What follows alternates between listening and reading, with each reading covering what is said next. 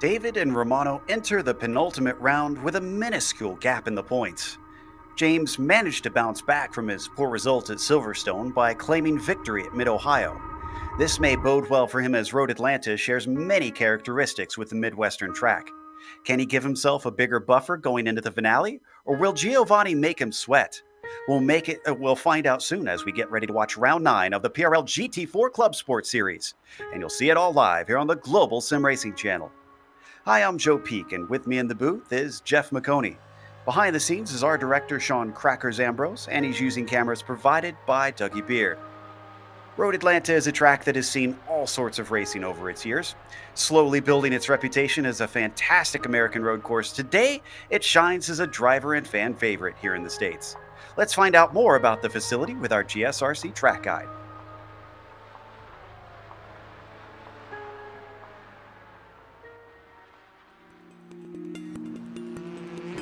Welcome to Road Atlanta, the scene of incredible sports car racing for decades and the home to the Petit Le Mans.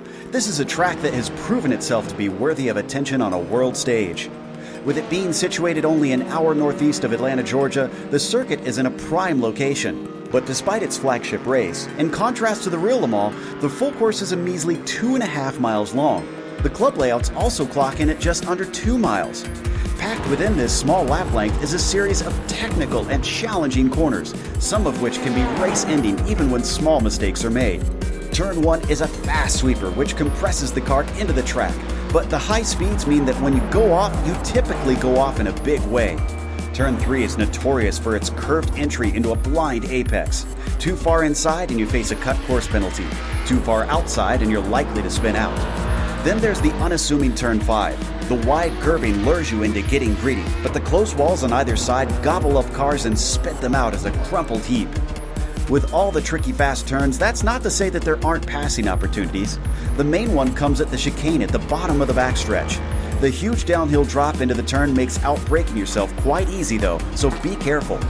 The whole thing wraps up with the frightening final corner. With nothing but a giant wall right to the outside as cars fly through at high speed, it's not often that wrecks are small. Boasting a wide swath of series over its history, everything from NASCAR to Indy Lights and of course IMSA, the main use of the track is SCCA events and driving schools. No wonder this place is popular both in real life and here on the iRacing service.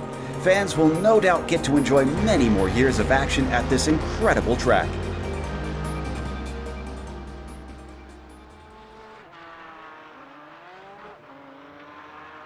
Not gonna lie, this is actually one of my favorite tracks here on the iRacing service. It tends to put on a great show, Jeff, and I have a feeling with these GT cars, this is gonna be a perfect fit today.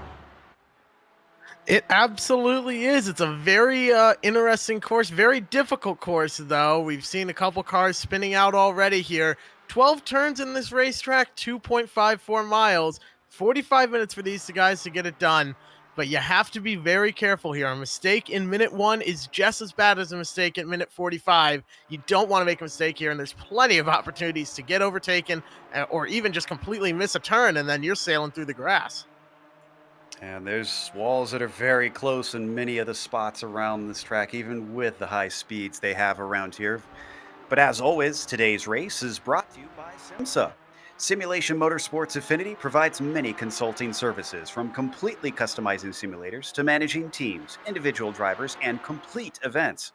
They're working hard to bring organizations, companies, manufacturers, teams, and drivers together at one place to support and provide sim racing support and promote sim racing internationally. They're also bridging virtual and real motorsports by providing a network between these two, involving sim racers, real drivers, teams, managers, engineers, and of course, motorsport fans alike. You can find out more about how you can get involved at simsa.net. Today's broadcast is also proudly sponsored by ButtKicker. ButtKicker products add an incredible immersion and realism to any game. Feel every nuance and truly put yourself in the driver's seat. Check them out at thebutkicker.com. Now, the championship is getting very interesting here. As we mentioned, the penultimate round. And up at the top of this championship, it is James David leading Giovanni Romano by 6 points. Mark McDonald, who has been just as quick as them, has not been as consistent over the course of the season. Hence why he's got a bigger gap. He's still mathematically in it, but he's going to have to beat both of them and then hope that they have a bad round at the final round as well to really have a shot at things. Flores and Eric LeBlanc are fighting for fourth with about 10 points separating those two. And of course, Jeff, we have a teams championship in this series as well. Why don't you run down that? Davidson Motorsport leads the way with 434 points. Tysernack Racing only 98 points behind. You can get over that gap. Apex Button Box South, though, in a little bit more trouble, 171 points down, 193 points back for SRT Esport Blue, and another battle for fourth, like in the other drivers' standings, with SRT Esport Green now battling for fourth place, just 6 points separating those two teams. Yeah, between them, but they are both SRT Esport, just different colored names. Obviously, sister teams out here. They do that a lot here in the Precision Racing League. There's a number of them that are shared across series even. Now, for today's race in particular, why don't we run down the race details itself? As I mentioned, round 9 out of 10, they race the new Porsche GT4, the Cayman, that has been recently introduced here in iRacing. The races are 45 minutes long, and it is open setup, even though there's not a whole lot you can do to these cars. They're pretty basic for race cars because they're meant for the lower level of racing. They do have some penalties there, you see, handed out at 16 incidents with a stop and go, and then a complete disqualification at 24. And bonus points will be a talking point, especially coming out of this round, since it could affect how things go into the finale and potentially how close things are at the finale. It could affect who is the champion in the end. So, taking a look at qualifying currently, Mark McDonald doing what he can to try and get one of those bonus points, as the pole would be one of them, but it looks like James David going to deny him as he just snatches it away now, and it's by 2/10. For how quick the laps are around here, Jeff, that's actually quite a margin. It certainly is. A 126-182 for James David puts him in first as of right now. And Jerome Bartholomew is now back to fifth, but he is only about 0.4 tenths, or I'm sorry, 0.4 seconds. That's 4 tenths back from first. So a gap of only 4 tenths between first and fifth.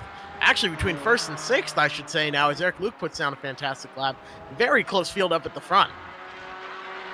Incredibly close. It'll be fascinating to watch who is able to come out on top of that, especially since, like you said, that is essentially for the front row. Romano currently in that second position.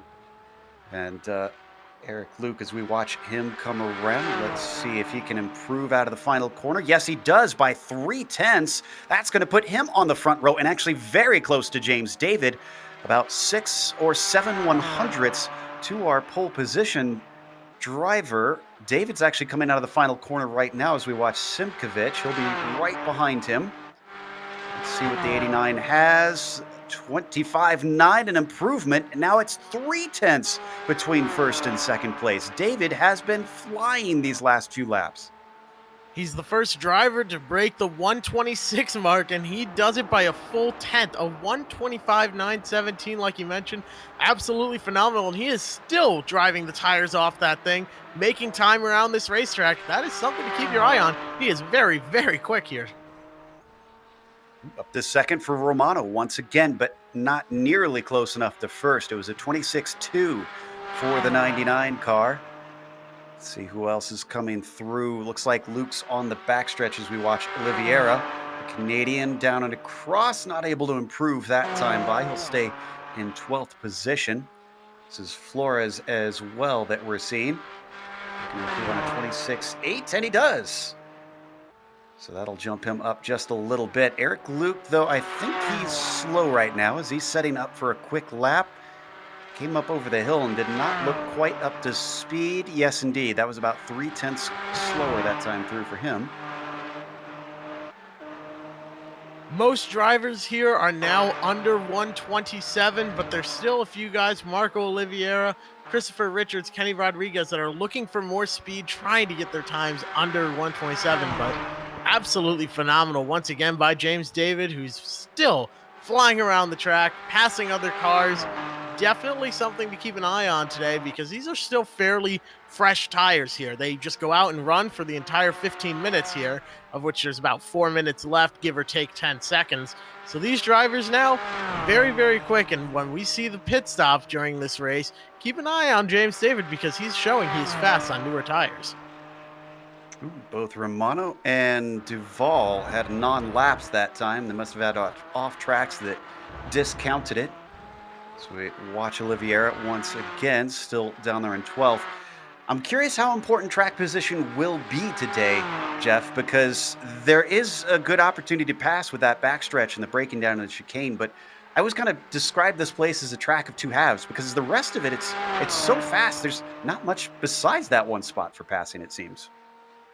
You're exactly right. The passing zones here tend to be turn 6 and turn 10, but there's also plenty of zones where you can get into trouble. Turns 1, 3, 5, and 12 are all places where you can make a mistake or somebody else makes a mistake around you and you wound up inside one of their messes. You have to be very careful here. And like you mentioned, though, very limited passing zones, just 2 of them, turn 6 and turn 10. That's where we can expect to see the most action. Maybe it'll be dive bombs. Maybe it'll be somebody braking a little bit early, letting someone else by. We're not too sure yet, but we know these drivers are going to be racing hard. It's a very competitive league. David not able to improve his time. However, LeBlanc did. He gets up to 3rd with that last lap. Now we're watching Rodriguez. And it looks like that's not going to be a quick one for him. Time's starting to run out as we're under 3 minutes to go. Duval with another lap that was discounted. And Romano looks like that one will count, but I think he's still getting up to speed. He was just about a few hundredths off of his quickest lap. Very disappointing here, especially with how strict iRacing is about your qualifying.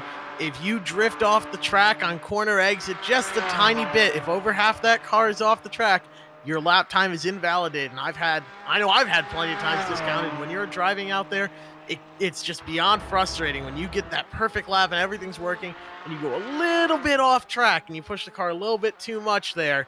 All of a sudden, the lap time is thrown away. Watching Mark McDonald, who was on the pole briefly, and a 26 flat is at least going to get him back up to the 3rd row in 5th. Ooh, and Prue is now in the mix. He's not a name that we've mentioned much here. He's into 3rd with that lap. James David, our pole sitter, now backing down to the start-finish line.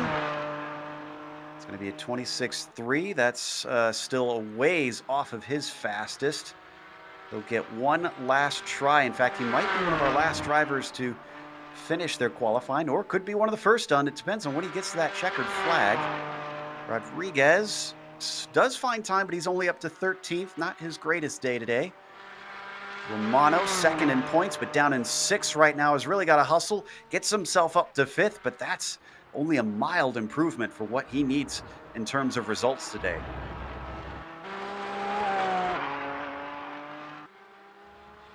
Certainly is. There's a lot of drivers out here looking for a lot of different things, really. Some drivers are out here racing for a championship. Some drivers know, I'm already out of it. I just want to go out here and win this thing. Jorge Flores with a fantastic run, just 4 thousandths off James David. And James David seems to be fast week in and week out. And when you're that close, it's so frustrating where you just need a little bit more. 4 thousandths of a second. It's almost nothing. I think that's maybe a 1/6 of the time it takes for you to blink. That's how close it is. Jorge was to James, but not quite there yet. Unfortunately, he takes it to the pits. I think he knows he's already put down his fastest lap. And David does the same. He feels safe enough, I guess, with Flores out of it, but we've still got, looks like Romano out there. He could maybe do something. McDonald is running as well. Prue and LeBlanc have both pitted. Simkovic is going to come in and call it a day. Rodriguez will take the checkered flag, still trying to get out of that 13th spot, but he's going to stay there because he doesn't go any quicker. Here comes Romano from 5th place. He's really got to get himself some track position. And he's going to go faster. It's a 25.9, but he's 1/1000th off of moving up to 4th place. That is, you talk about frustrating, Jeff. That has got to be right there. It certainly is. Oh my goodness, now that's 1/1000th of a second. That's just, I mean, that amount of time is so unbelievably small. I can't even think of anything to represent. It's like a grain of sand when you're looking at the entire beach. 1/1000th of a second here. Giovanni Romano is going to start in the 3rd row in 5th. Mark McDonald, though, holds on. He's in 6th. And McDonald, unfortunately, didn't get to complete his last lap as he slipped off track coming out of turn 7. Christopher Richards is easing off of it, so he's done with qualifying. That means it's time to go through our starting grid. Not the largest field we've seen this season, but still a lot of big names involved, with James David up at the top, leading both the championship and getting the bonus point for pole today. Jorge Flores will be starting in 2nd, with Sebastian Prue starting in P3. Outside of row 2, that's going to be Eric LeBlanc. Giovanni Romano, something seems to be wrong in his qualifying setup. He's all the way down in 5th. And same thing with Mark McDonald, 6th place for him. Eric Luke will be starting P7 with Kenny Duval in 8th. Then you've got Nick Delp in P9 and Jerome Bertome in 10th position. David Cristelli in the 009 starts in 11th. Marco Oliveira starts 12th. Kenny Rodriguez in 13th. Spencer Semkovich will roll off in 14th. Christopher Richards in 15th. Brian Hotham in 16th. Matt Hilton with a 128.294 starts 17th.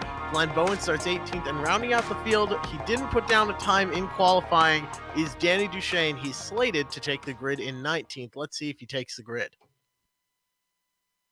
Yep, I'm not sure if he will be out there. I do see him in the session at the least as the cars start to grid up now. Need to watch out for this start because it is usually a little bit hairy on the way into the first corner right there. Thankfully, it looks like, Jeff, it's reasonably good conditions on the track at least. It does look to be reasonably good conditions out here on the track, actually. Taking a look at the track temp, you can see that it's only 72 degrees. A lot of grip out there. 65 degrees out is the ambient temperature. So these drivers, there's a lot of grip. Maybe we'll see some dive bomb moves as these guys can work their way around this track. Road Atlanta, there's a couple places to make passes. You got to take advantage of every opportunity that comes your way over the course of these 45 minutes. Very much so. So we watch the rest of them grid up behind the pace car. Rolling start here in this series, which once again is brought to you by our wonderful sponsors. Of course, we've got SIMSA, the Simulation Motorsports Affinity, which can be found at simsa.net. And if you want to get some new gear for your sim rig, check out ButtKicker, who can be found at thebuttkicker.com. Big thanks to both of them for making this happen once again. I think just waiting on McDonald and Prue to place their cars on the grid, then that pace car will get going. Curious to see how much the draft will help them on the backstretch down into that passing zone as well, because I believe this will be the first time I've called a race with at least just the GT4s. I think we've done a multi-class race with them, and I'm trying to recall exactly how much oomph they had in that draft, Jeff, but it's a long straightaway down that run. It is. I've actually got a visitor in my room that I need to go catch before he does something wrong here. There's a gecko in my room, and I don't own one, so I need to go handle this very quickly. I'm sorry. All right. Well, apparently our booth has some pest control problems, so we'll let Jeff take care of that. Unfortunately, GSRC can't afford an exterminator at the moment, but hopefully soon with how good business is doing currently. Up into turn 2, very blind corner. This is another trouble zone on that first lap that tends to cause wrecks and take out a lot of people, especially if there is a wreck at the front of the field. Can't see what's coming necessarily when you fly into there. So drivers will have to be heads up just in case. Down through the S's. They count those, weirdly enough, as one corner. That's all turn 4. And then this is turn 5. This is perhaps the deadliest corner, I feel like, of the track, with the way that it just gives out damage left and right drivers who make mistakes in there tend to basically not get away with it very often without getting some bodywork damage. And they're into turn 6, one of the passing zones we talked about. And here's that backstretch, Jeff, that I was talking about. Coming out of turn 7, that ever crucial slow turn 7 onto this long and hilly run, honestly. You're absolutely right. One of the passing zones, a Gecko update. I don't know where it went, and that's the most concerning thing here of the night on my end. But hopefully he doesn't stick his head back out. I I mean, I, I don't know. did you leave a sandwich out? Are you worried about No, it's so.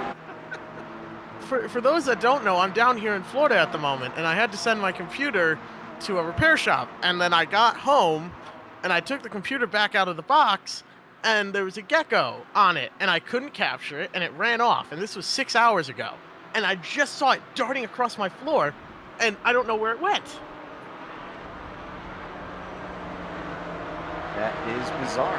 Well, we are just about to forget the woes of lizards in the place because we are going to get racing as the green flag waves, and James David with a decent start. A poor one, though, for Eric LeBlanc, as well as for Romano as he starts to fall back.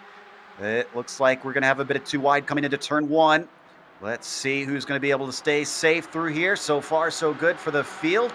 That one was good. Oh, but we're starting to come together. We got 2 cars spinning. That is Prue, who is off along with Flores. Oh no, a very, very rough start. Flores with some damage, but Prue as well. They started second and third, and now they are in trouble already here as they get back rolling again. But that's not how you want to start this race, already at the tail end of the field and with damage. You can see into the wall for Flores, unfortunately. With that, he does keep the car going, but that's also going to give him a slowdown penalty with him cutting the course through there. Horrible, horrible start for him. David, though, already 2 seconds ahead of, get this, Mark McDonald making up for that poor qualifying. He's in second place now. A fantastic start for him as well, taking advantage of the other mistakes that have occurred. He's now behind James David, but he's got quite a gap to overcome. James David, when he gets on a roll, he doesn't like to be interrupted, so we'll have to see what he's able to do here, Mark McDonald. He's got Eric LeBlanc right on his back bumper as well, just a car length off. And Duval overtaking Eric Luke there into chicane, and Nicholas Delp is going to try and take advantage of it. Very close here in the mid-pack. Right on board with Delp as they now fly down the front stretch. This will give us a good idea of just how quick and scary this first corner is. Turn number 1 is a dangerous place, but everybody seems to hold on this time as James David works his way through. Mark McDonald, Eric LeBlanc as well. There's still a battle brewing for second place. LeBlanc made a move on Mark McDonald a couple turns ago. Didn't end up working out. Mark McDonald powered through and threw a bit of a block, but he's able to hold on. Giovanni Romano now sitting in 4th. Kenny Duval in 5th, and then a bit of a gap back through the field for everybody else. Everyone seems to have spaced out by a couple car lengths. All 19 starters still running. 3rd place with Romano. Hot pursuit on Eric LeBlanc. He wants to get closer to James David. He can't afford to lose many points going into the last round because he's already 6 behind. And if that gap widens, it's going to make life all the harder trying to overtake him for the championship as they come down into the chicane. David is well clear, so is McDonald, but LeBlanc looks like he's not going to be under threat from Romano into this passing zone as he's just a little too far back, but certainly keeping his eyes on the mirror in case that lavender-colored car gets any closer. And that's something else to consider when you're watching one of these races. Keep in mind that these drivers are real people. They are worried, they're getting anxious, and if they get distracted by someone in their back bumper, it can really make a difference. If they spend too much time staring at their mirror, man, the results can be very, very bad, and just those small mental mistakes can really ruin your race. Absolutely. Back in 9th, it looks like Cristelli's trying to hold off Oliveira and Jerome Bertome. 217 was very close coming up to turn 3, but Apparently wasn't as brave through there as Oliveira. Oh, and Simkovic has had a problem. I think he's hit the wall. The number 012 seems to have gone a little wide at turn 3. You can see the damage on that car as he gets it going. Here's the replay. Well, that was a light tap, though.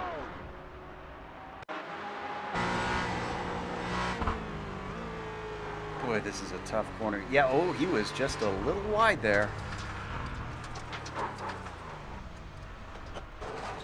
Canadian winds up in the wall.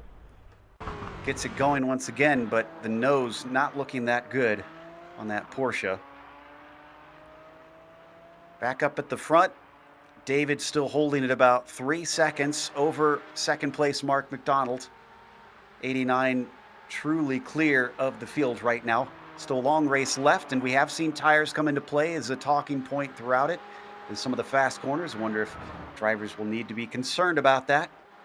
Back behind him, the close one is between Romano and not LeBlanc, but instead Duval, who is picking up the pace and now getting bigger in the mirrors of that 99. Right on that back bumper, Romano is trying to get LeBlanc, though, with a little bit of breathing room. Mark McDonald now pulling away on that gap. But the guy pulling away the most ahead of everyone else is James David, now a 2.75 roughly second lead over Mark McDonald in second place. James David has sort of moved into his own zip code out here, hitting his marks, racing against himself. That's exactly what you want to do when you're trying to lock down a championship. I think we are looking at a champion in the making, but can't count those chickens yet. We continue to ride on board with Duval. Lost a little bit on the 6-7 sequence, so Romano can breathe a little bit easier. Plunging downhill, they head into the chicane. Romano once again still not in a position to try and 5-4-2 in front of him to get onto that podium. Really, that's only the first step. I mentioned it before. His fight is with James David over everybody else. Oh, you are off in the back. Flores, one of them. Looks like Hilton as well. It appears so, but I think everyone's got it all gathered up. Yeah, a very, oh my goodness. The 79, Prue, I think that might have been a little bit of payback from lap 1 because Prue sent Flores around. Doesn't look like payback to me, but obviously it's not good because Flores won't know that. It was those two again. He was squeezing him, but didn't seem like there was any intentional moves. As we come back live, Flores is back in 16th now because of that, but still running.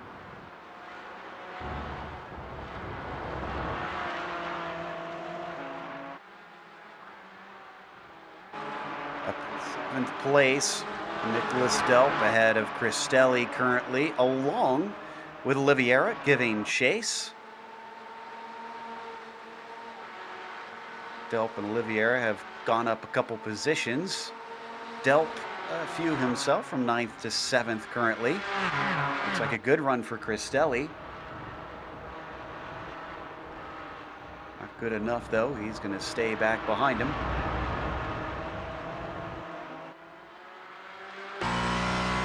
Ride on board with Delp, looking at that number 009. They start to fly into turn 1. No point trying to make a move here for David. Stays with it, looks for the good run, and he's got it. Does he dare try and stick his nose into the 3? No, he doesn't. That's a lift.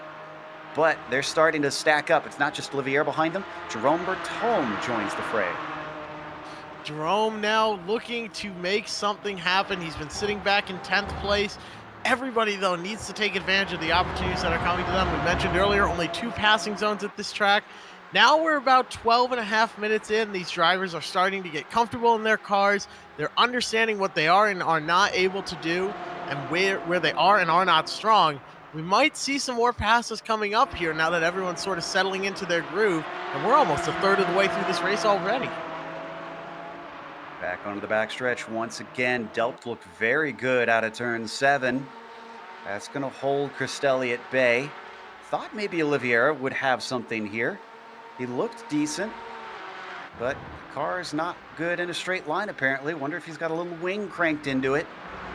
Castelli instead closes in a little bit on Delp. Now down through the chicane and up and over the crest. Who's going to get a good run out of there? Once again, Delp keeping himself just too far from Castelli for him to be able to do anything. You're absolutely right. Now we're seeing Castelli just sort of about 3 or 4 car lengths back, cruising around here, but I think that battle isn't quite over yet. Nicholas Delp. Oh, right now Marco Oliveira, though, is gaining on Castelli, excuse me, trying to make something happen. Now Castelli's getting a bit distracted by that person behind him, as any driver does. You have to be careful. You don't want to get past here when you're too focused on someone else. Yeah, certainly looks like he's got his hands full. Down into turn 6 once again.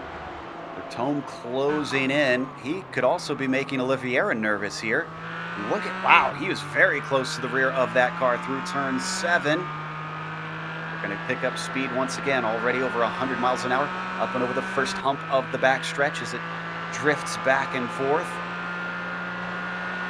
Now downhill once again. Going to be another crest here around the gentle right-hand bend.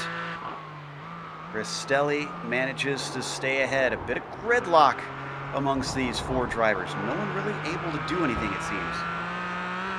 Another place where we're seeing a little bit of gridlock here between 3 drivers is the battle for 3rd, 4th, and 5th. Kenny Duval is pretty close to Giovanni Romano, keeping him on his toes, keeping him honest. And LeBlanc now keeping an eye on that rearview mirror because Romano isn't quite out of the question yet. All these drivers are running very, very similar lap times. I mean, all easily within a tenth of each other.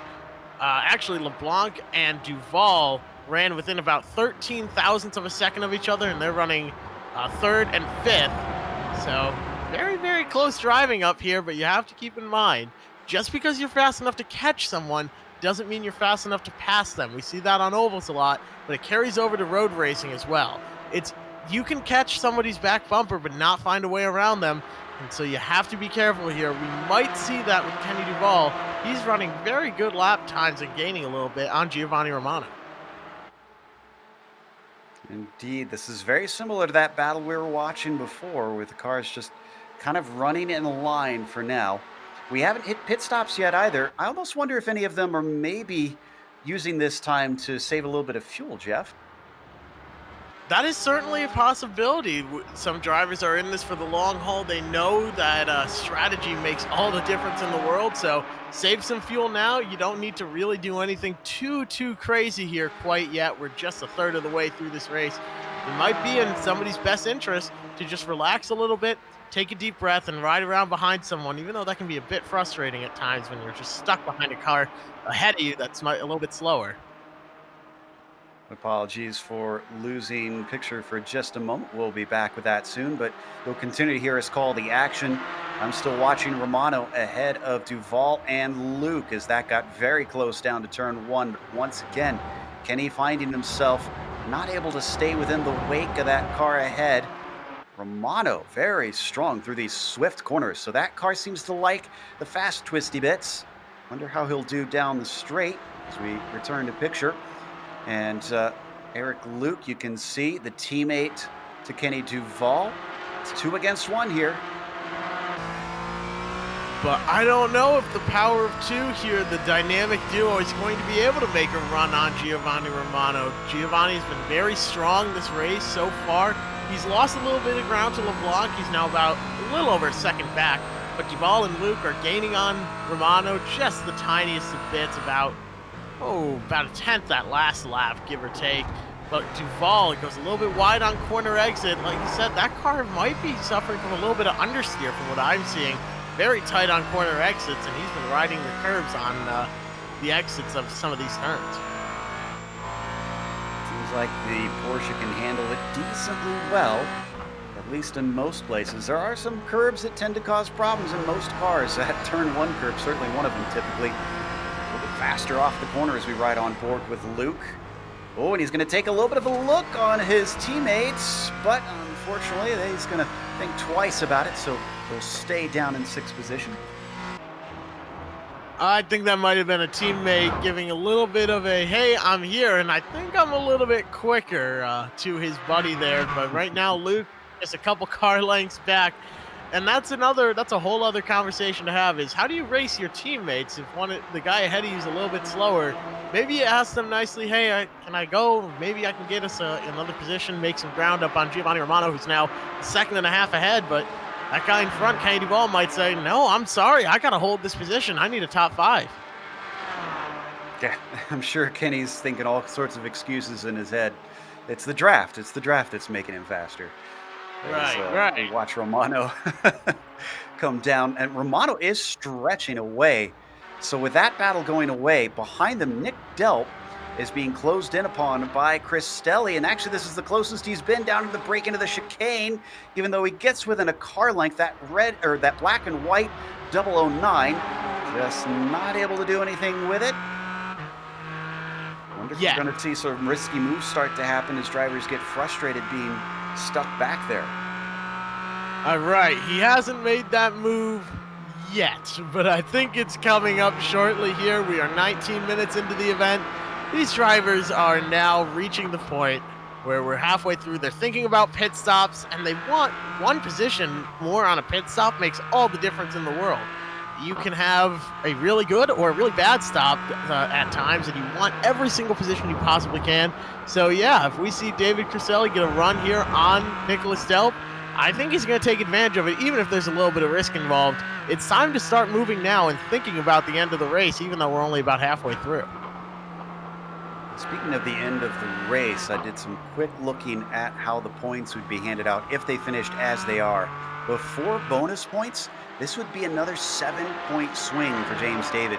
Now, we can include the pole there at the least, so we're looking at potentially an 8-point swing, making it, let's see, that would be 14 points between them going into the final round, possibly, which is really not looking good for Romano.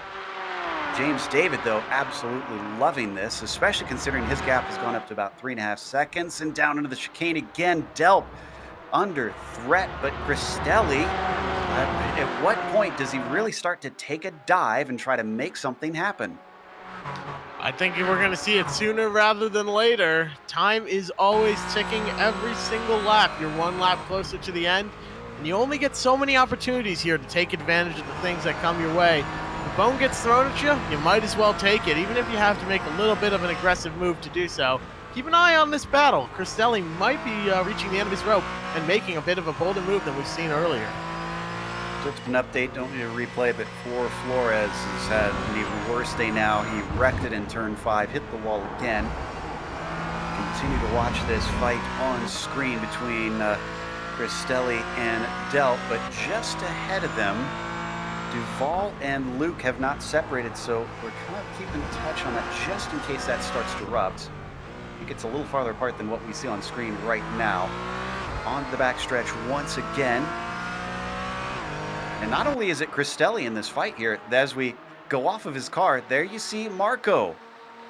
He's calling out Polo, and the 44 could have something if that 009 starts to attack, because that's going to slow both of them up. Oh, we're going at it with the Marco Polo jokes already, Joe. We're not even halfway.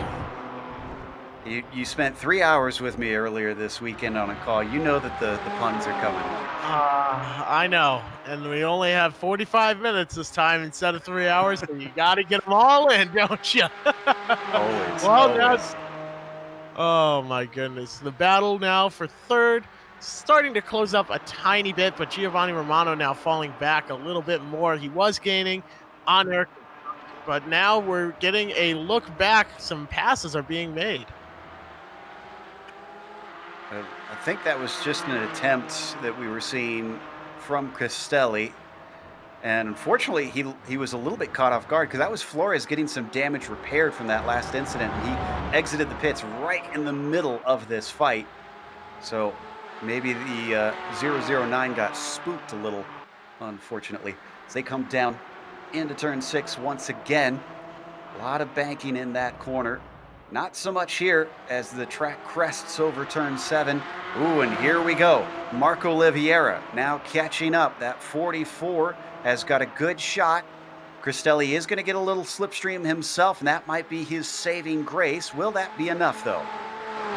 I think it is going to be enough. I think Cristelli is focused forward. He is so worried about passing Nicholas Delp right now.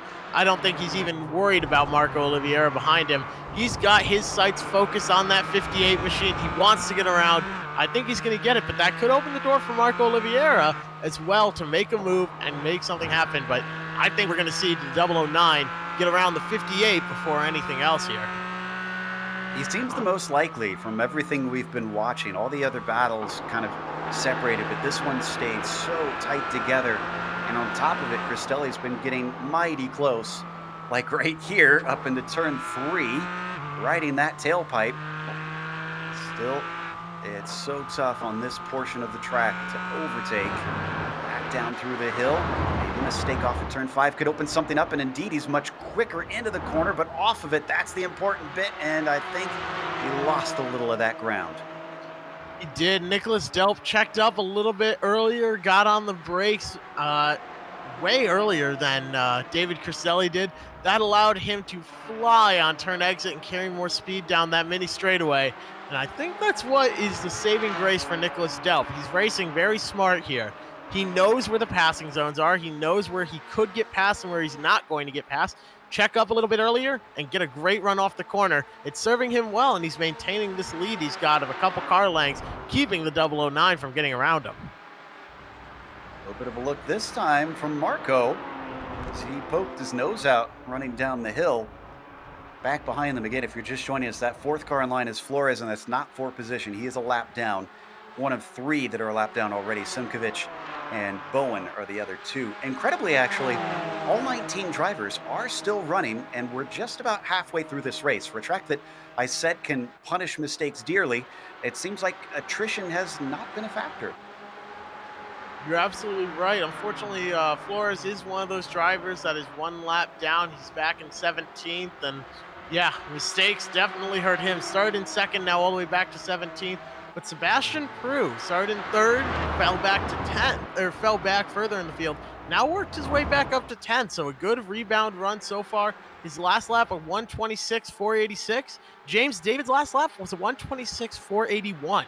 He's keeping pace with the leader, and not many other drivers out here can say that. That 79 car, excuse me, of Sebastian Prue, started in 3rd, is still one of the quickest cars on track. May have had a little bit of commentator's curse because we just had our first DNF, and it was Jerome Bertome slamming the wall through the S's. Let's see if we can get a replay of this one. It was a very hard hit. That's why he's called it a day. So we pull this one up.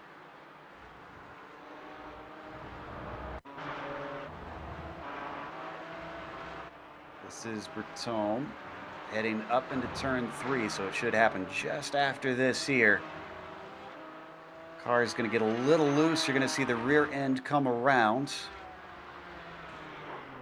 Oh, and the car's already sliding, and there it goes. There's nothing you can do at that point. When you're going downhill and the back end is sliding, I'm sorry, but you're just along for the ride at that point. You're hoping that your safety belts were made with the utmost care. Definitely so. Thankfully, this is the virtual world, so at least there's nothing bruised except an ego. But James David, his ego's being fed right now because it's still holding at about 3 seconds. McDonald is closed in slightly. It's not huge margins. It is something to be mildly concerned about if you're David, I suppose, but it might be that David could be managing this. He might be saving fuel, might be saving tires a little bit, although he was 0.03 of a second faster that last lap, so they're running near identical lap times. But taking a look back to P8, here comes the pass for position number 8, Marco Oliveira. I didn't think this pass was going to happen, but he's now looking to make a move. David Cristelli is defending. He was so focused on that 58 of Nicholas Delp, but now the door's open for Marco Oliveira. Some close driving right there, racing closer than most people park. Managed to make it work, and there goes Nicholas Delp. He's pulling away. Marco Oliveira now put him up to 8th. and Cristelli back to 9th. Using a little bit of that door to get him out of the way. Those elbows were out, and the 44 into P8. Now, can he catch up to Delp as well and do what David could not do? We had some pit stops in the meantime while that happened. Kenny Rodriguez has been in and out, and so has Christopher Richards. Those are our first two. Split it up exactly halfway, it looks like. Pretty much halfway. 21 minutes left in this event for these drivers, and now they're counting down the minutes and making sure that they are on their pace, they're hitting their marks. At this point, you're relying on the strategy and on yourself to not make a mistake. Your bet is pretty much made, and you have to lay in it. Looks like James David right now is looking pretty comfortable, but Mark McDonald is still looking very quick in second place. Yeah, it's got to be sweet dreams for that 89. Meanwhile, Matt Hilton in the 15 is in and out. Clean stop. Really no dramas yet from any of our drivers taking the pit stops. Hopefully we won't have too many dramas because that pit entry and exit both have their dangers here, Jeff.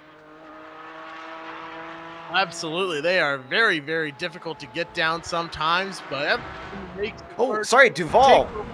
Duval just spun. No. The 63 went around and somehow didn't hit anything. And in the final turn, this is a very rare event that someone has an incident there. Whoa, as he almost causes a bigger one there for Oliveira. My goodness, that was very close. Just clipped the grass, it looked like. And then the car that went around him was Nick Delp, I think. Or no, it was Oliveira, who actually took to the grass to get around him. Ooh. Georgia driver at his home track, apparently forgetting a few of the details around here. I guess so, but like you said, just a little bit of touching the grass with those left side tires and sent him around in the last turn. You don't see that too often. Now Sebastian Prue looks like he's completed his pit stop back out on track. Duchesne and Hotham, I believe that is, are battling side by side. They've managed to get it all sorted out, though. That's a battle for 11th. But right now, still up at the front leading the way, James David, smooth sailing, except he's got Mark McDonald 3/10 quicker. That last lap was Mark McDonald. So quite a time. McDonald is pitting. McDonald to pit road. Interesting. So McDonald's faster and definitely pushing it on his way in. We also had Cristelli pit, it's worth noting. After he lost that spot, I wonder if he's going to try and leapfrog it back up to where he was.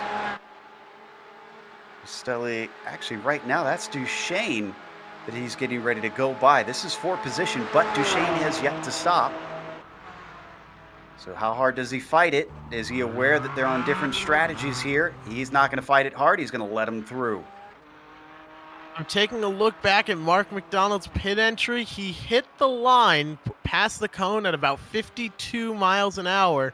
Pit road speed limit here is 45. So I don't know if he's going to be penalized, but a very, very hot entry there. He went into pit road quickly, but he's back out in third place. Duval also pitted. I don't think McDonald got a penalty because he would have had to have served that if he sped on his way in, and that was a normal time. He's back out in 7th, the highest pitter. Now the question is, will this cause James David to react? Was he paying attention? He was. David's in. Now, is he going to push it as hard? That looked pretty pedestrian.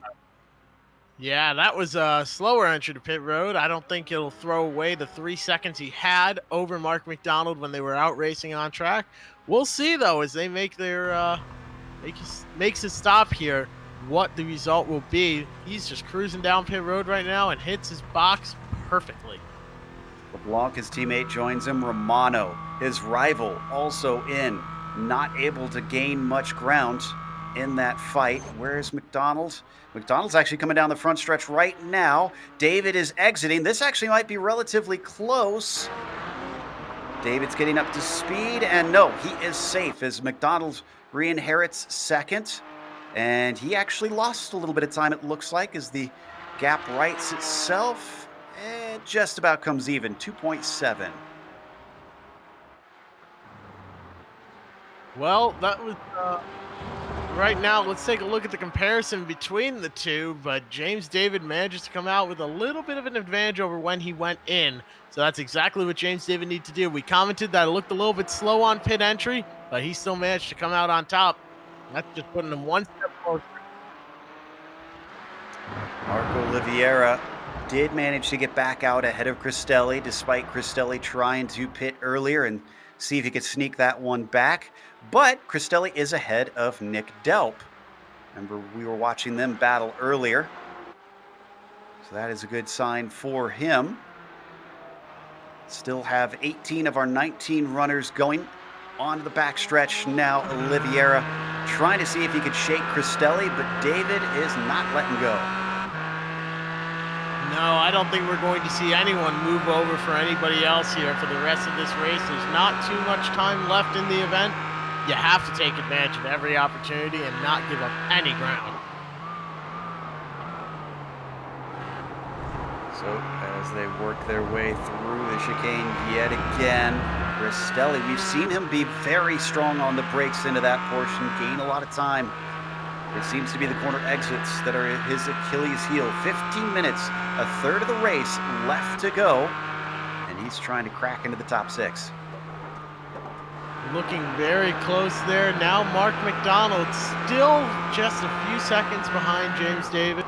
Looking at their last laps, a 1:26.657 for McDonald, and for James David, a 1:51.818. That's when he last left pit road. So we'll get an updated time here shortly and see how their laps stack up and compare to each other. Through the turn 5 rise and down to turn 6 as we ride on board with Cristelli. We still have 16 cars on the lead lap. These drivers probably not going to get interrupted by the leaders lapping them despite the short lap time. All while this is happening, Romano finally had a fire lit under him. The 542 of Eric LeBlanc has a mirror full of purple. That's never something you want to have, a mirror full of purple, especially when it's Giovanni Romano behind you. Right now, LeBlanc, he's got just half a second or so over Giovanni Romano, a few car lengths. That can easily go away, especially if Romano starts hitting his marks and gets a good chance to pass. Again, championship implications if he can make this pass, lessening the gap. It's 2 more points, so it'll only be a 7-point difference, or no, excuse me, 6-point difference with the bonus that James will get from the pole time. Curious who has our quickest lap, since that is a bonus point as well. Looks like Eric LeBlanc, actually the man right in front of Romano, has the quickest time, 26 flat.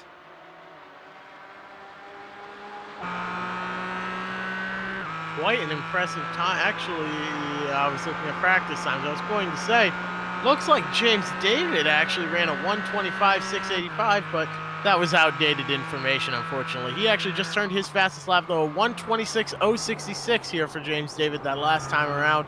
I think he's not quite done setting the pace here. He's got some time to still flex his muscles and show why he wants to be the top dog for this league. 1:26.377 that last lap, though. A 4:91 for McDonald. James David is pulling away from the field. Oh man, Romano got so close behind LeBlanc up and over the crest. Just couldn't get the run that he needed. Worth noting that Romano's the only driver now who has finished within the top 5 in every single round. If he finishes where he is, that will continue, but he'll still lose a gap. That stat will be of little comfort, I'm sure, because James David has only been in the top 5 in 7 out of the 8. He missed out, but it looks like those drop weeks are coming in handy and very much pushing it. You could see that lavender-colored car, the 99, taking every inch of track to see what he can do to get by LeBlanc. He's doing everything he can. Now just half a car length separated them at one point, working their way up past some lap traffic. Romano trying to capitalize on any opportunity that comes his way. If nobody's going to throw him a bone, he's going to have to make his own here and get aggressive with Eric LeBlanc. But Giovanni Romano always looking for more, and he's just a car length off of that 542. He's definitely got the time to make something happen. Eric with a defensive move down into the chicane, but still Romano doesn't take it. Can't imagine he's going to sit like that when it comes to the last lap. So how much more time before LeBlanc really truly is under attack? Coming through that final corner. Interesting that this time, yet again, we're seeing that 542 pull away coming out of the final turn. Almost seems like that corner is much better suited to his car. It appears that Romano is just having trouble at that particular corner, but he's strong in some of the other sections of this track. A little over 10 minutes left in this event, though. It's starting to get to crunch time. I think McDonald needs to pick up the pace to gain on David, but Romano definitely needs to pick up the pace to get around LeBlanc. Looks like we had a pass here that we just missed. Let's take a replay on this one. And this was a brave move. This is what I'm expecting from some of the other drivers. Looks like maybe it happened a few times. Yeah, here we go. One down into the chicane. As he gets the run, that's Duval in the red and black machine. The black car is Nick Delp. Oh, he had him and then he backs out of it. Goes for the over-under. Wow! Bang doors once again, side by side, up and through the final turn. Not easy to do, and he eventually has to give it up, but look at this. Gets the nice over-under, and then sticks his nose in at the last moment, down into the first corner. Scares him off the line. 58 has to give way. Man, you call that an over-under. That is a slide job, or that's a crossover move over on the oval side. And you see the 58 clip the grass right there. He's doing everything he can to catch back up, but a nice crossover move there from the oval side, I have to say it. But the 63 now back in front. Let's take a look up at P3, though. Looks like that battle is still brewing. Romano just off that back bumper, LeBlanc. Very tight. For fans of the 13, we don't need a replay of this, but Hotham had a self-spin, and he's down to 15th after that little incident. Didn't hit anything, keeps going. Romano, 3/10 behind Eric LeBlanc, looking for the podium just to try to minimize the damage. In front of him, Mark McDonald, who I'm sure was hoping to gain points on David, is also not going to be getting that today unless we get a mistake from James before all is said and done. This doesn't look close enough to me here, Jeff. I think Romano's going to have to wait another lap. I think you might be right there, but just a couple car lengths, and you have to wonder how frustrated Romano is getting with himself there. He's been stuck behind LeBlanc for so many laps now. Maybe that frustration is playing into any mistake he might be making, not capitalizing on every single turn and gaining as much time as possible. I don't know how much. You have to wonder how much of a mental roadblock is preventing Giovanni Romano from making this pass here versus just, doesn't have enough car under him to make a move. A little bit off the apex, though, for LeBlanc. It's little stuff like that. I'm sure that's going to be a flicker in the eye of Giovanni Romano as they come up and out of turn 5 once again. Another little bobble, trying to get the power down for the 542. Still not opening the door quite yet for the 99.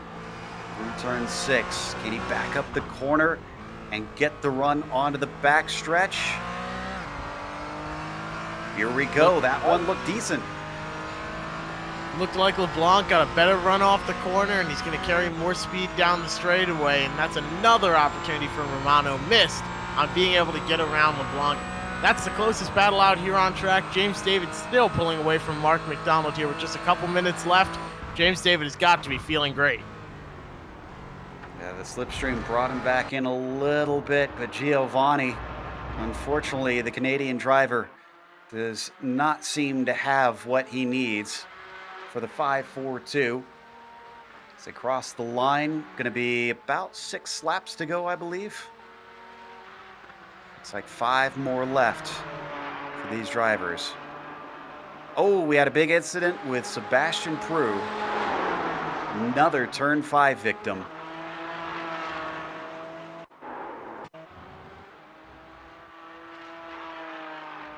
He's already got that damage from the couple incidents he's had this race.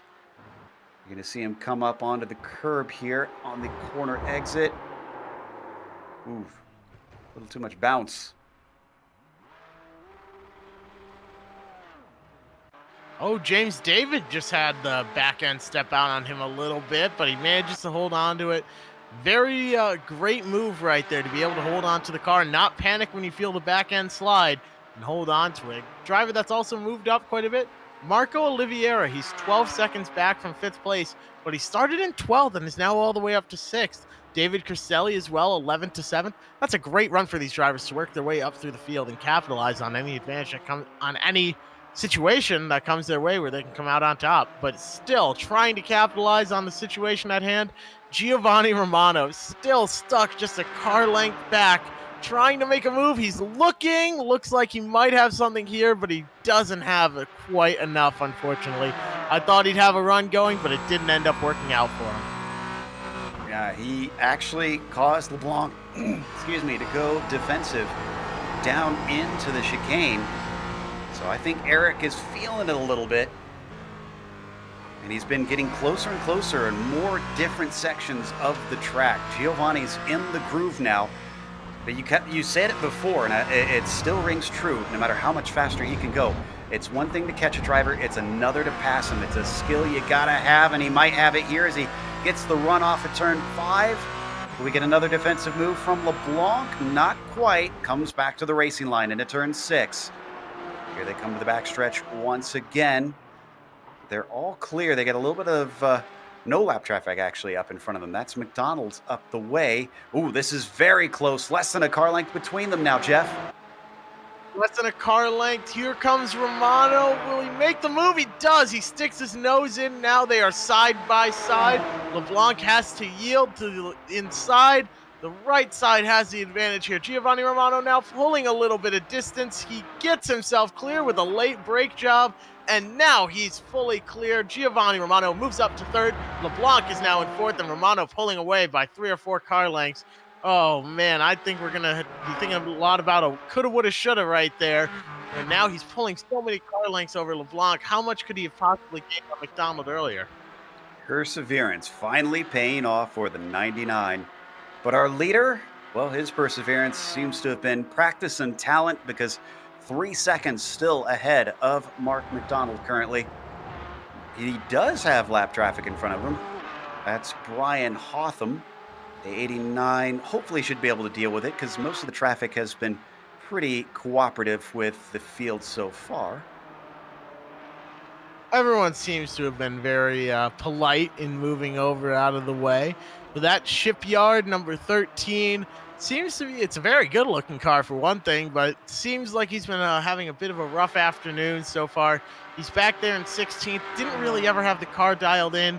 I don't think he's going to put up too much of a fight and get in the way of James David. Just a couple minutes left in this event, about 3 minutes left. We're going to see James David just get right on by, and now he's going to try and extend his lead over Mark McDonald. Mark actually only 3.4 seconds back now, so he lost a little bit of time because it was at 3, which is weird with David dealing with the lap traffic, unless that slipstream really helped him that much. They just went by Sebastian Prue as well. McDonald that time by a 26.3 compared to James David's 25.9. In fact, that was the fastest lap of the race for David, and was that the fastest lap of all? It was. Ooh, so another bonus point going to James. Wow.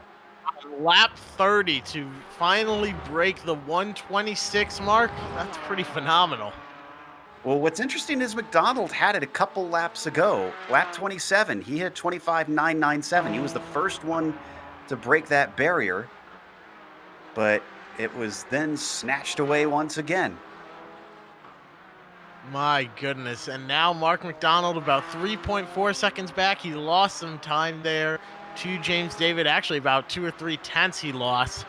And that almost all but seals the deal here for James David. He just needs to not make a mistake, and that seems to be pretty easy for him to do. I don't know how many times I've seen him mess up. The worst I've seen was the back end slide out a little bit, but he managed to save that car. Now, what's interesting is Prue was one of his teammates. We just saw McDonald going by him as well. Prue didn't hold him up.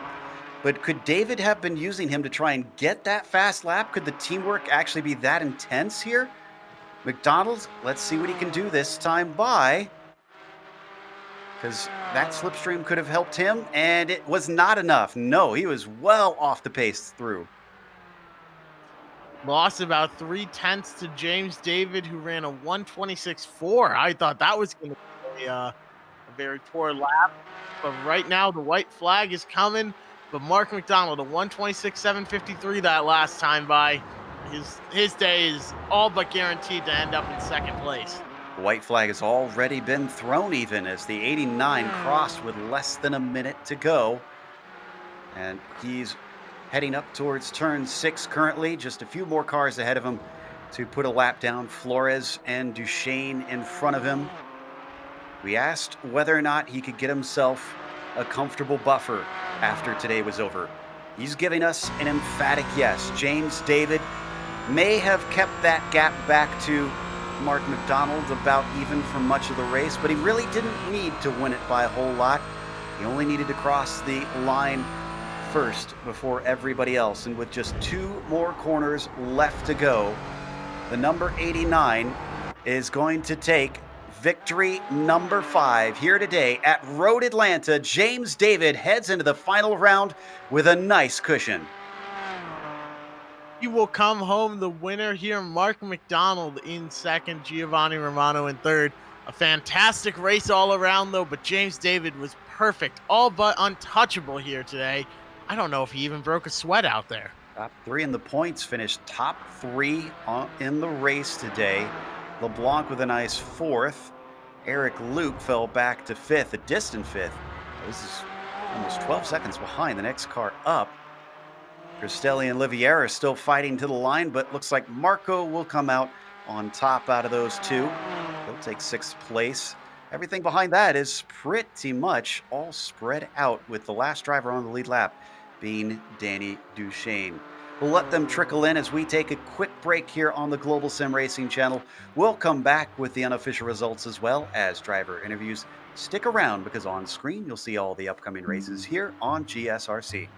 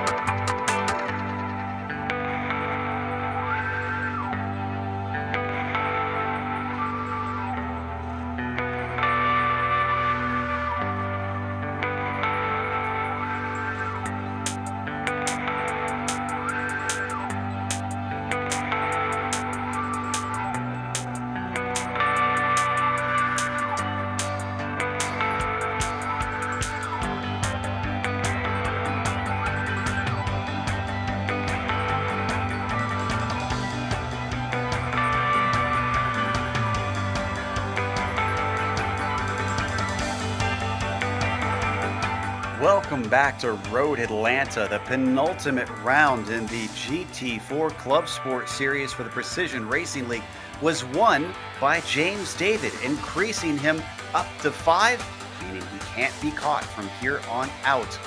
Nobody can win as many races as him this season, but will that be enough to clinch the championship at the finale next week? Mark McDonald finished in second, continuing to lose points. Again, still mathematically in it going into that final round, but very much under the 8 ball. As Giovanni Romano was probably wishing he was at least up into that second place. He's going to fall back to at least 10 points behind James David after all is said and done today. And then, of course, you've got Eric LeBlanc just off the podium in 4th place, exactly where he started this race. Eric Luke was P5, as Marco Oliveira, one of the hard chargers, up 6 spots from 12th to get 6th place. David Cristelli took 7th, with Kenny Duval finishing P8 and Nicholas Delp in 9th.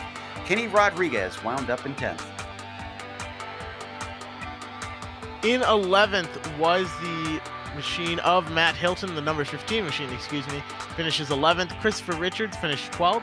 Danny Duchesne in 13th. Sebastian Prue finishes 14th after starting in 3rd, and starting in 2nd, Jorge Flores finishes 15th, Brian Hotham had a rough day as well. Another driver having a rough day, I should say, was the 13 of Brian Hotham, finishes 16th.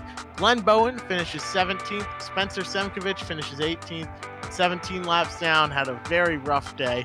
Jerome Berthome comes home in 19. We've got our winner ready to talk to us as James David has wrapped up his celebrations and joins us here in the booth. James, congratulations on victory number 5 this season. Despite not being able to get a top 5 in every single round, it seems like you're making up for it on these good days.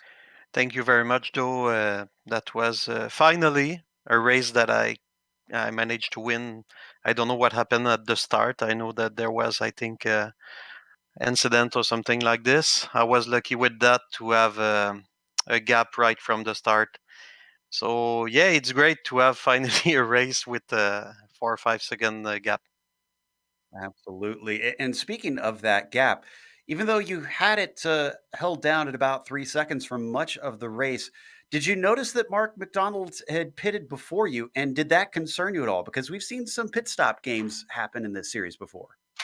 Yeah, I see him pit like 2 lap earlier than me, but I wasn't too much afraid of that because I have like, but he was closer. He was closing the gap right before he pit. He was like under 3 seconds, I think. So I was beginning to not be sure if he catch up with the pit stop, but I have practiced a couple of times.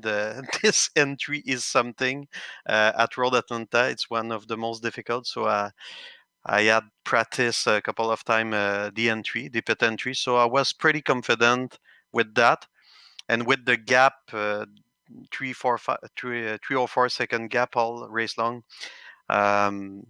I was thinking, yeah, you will have to push the machine really hard, and that's a particularly difficult road track for the tire. So I was pretty confident that it will be a very difficult job for him to catch if I don't make any mistake. And we couldn't really see many mistakes at all, except for maybe a little tail wag or two Yeah. getting on the throttle throughout the race. But next week, I'm very sad that we won't be able to cover and see if you're going to take the championship or not. But you've got Donington Park. Do you feel Yeah. confident going there, or is that a danger? Dunnington, I'm not that confident. Road Atlanta is one of my favorite tracks, so I was pretty confident with this one. But the championship is not set yet. I had one bad week at Silverstone, so if I crash next week, Giovanni can take the championship or Mark again, still. So no, I'm not that confident with Dunnington. I have to admit. Well, I hope you've got time to get some practice in this week. Again, congratulations on your victory today. Thank you very much, all team that are broadcasting the race. Thank you very much. That was James David. Love it when we get an honest driver that's willing to admit to when track isn't his strength. Meanwhile, Mark has caught up with, or Jeff has caught up with Mark McDonald, rather, here to talk about his second. Mark, I imagine going into the race after qualifying, you might have been a little bit worried. You started back there in sixth. You managed to come home second, though. You were for a time catching James David. What was going through your mind, though, when you decided to make that earlier pit stop and when you were working your way up through the field to gain 4 spots and come home second? Jeff, I'd love to say that there was some big strategic force at play and that I knew I was going to undercut him, but I looked down at my fuel left and I was like, I don't know if I'm going to make a whole extra lap. Better pit just 1 lap early. I kind of expected James to pull in at the same time, and when he didn't, I was like, I hope he can make the extra lap. But no, I just most of ultimately, I feel really lucky with that result because, I mean, the qualifying was 2/10 for the top six of us, maybe seven, and it was just incredibly close. So I figured I was going to spend the entire race just riding around like 4, 5, 6, battling with those guys while James, checked out.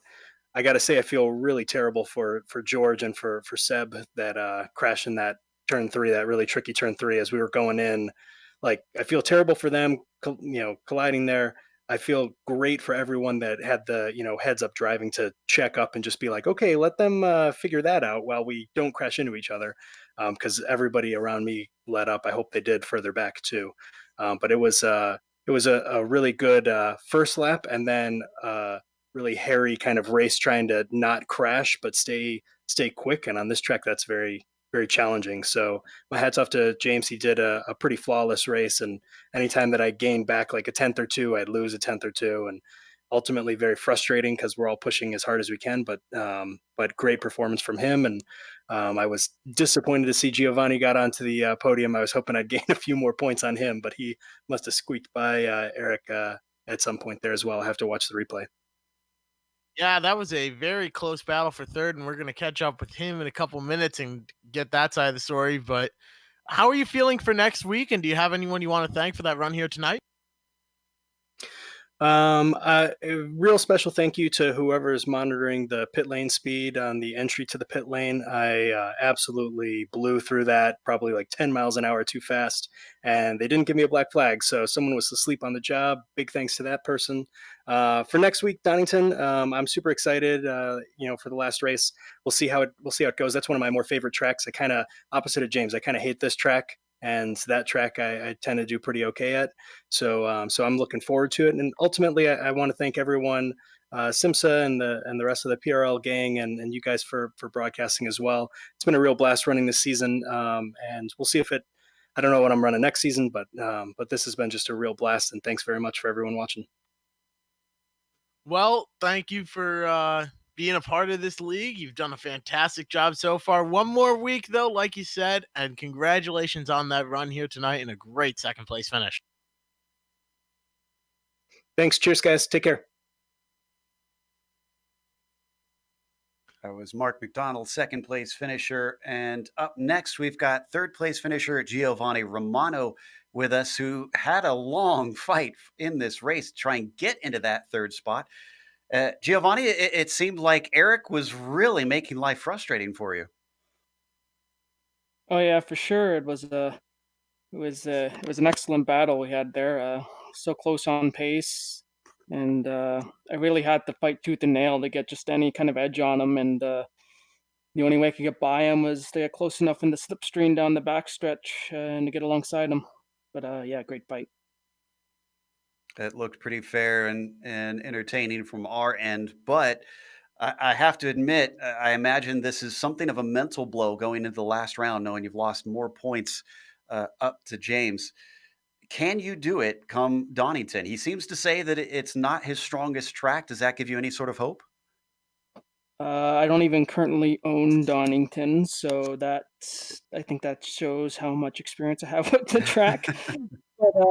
But but well, I think regardless, based on the points, I'm not sure it's quite possible because there's a drop round. So even if he like wrecks out or something, I don't with because of the drop round, I don't think I can make the points back. But regardless, I'll go into Donington and have some fun like I did tonight. and that's what it's about, really. I'll have to double check the rules. I believe there was a rule that you can't drop the final round. If that's not the case, then yeah, that will be disappointing if it's a little bit of an anticlimactic finish to the season. Even still, you managed to get your way up to third. If Mark hadn't have passed you on that first lap, though, do you think a second was possible? I think anything was really possible in that race. The qualifying, as you just noticed, the top 5 were all within a tenth. So, if I squeak out another tenth, I start first. Maybe it's a different race, but so it could have gone any way, really. We were all pretty close, I think.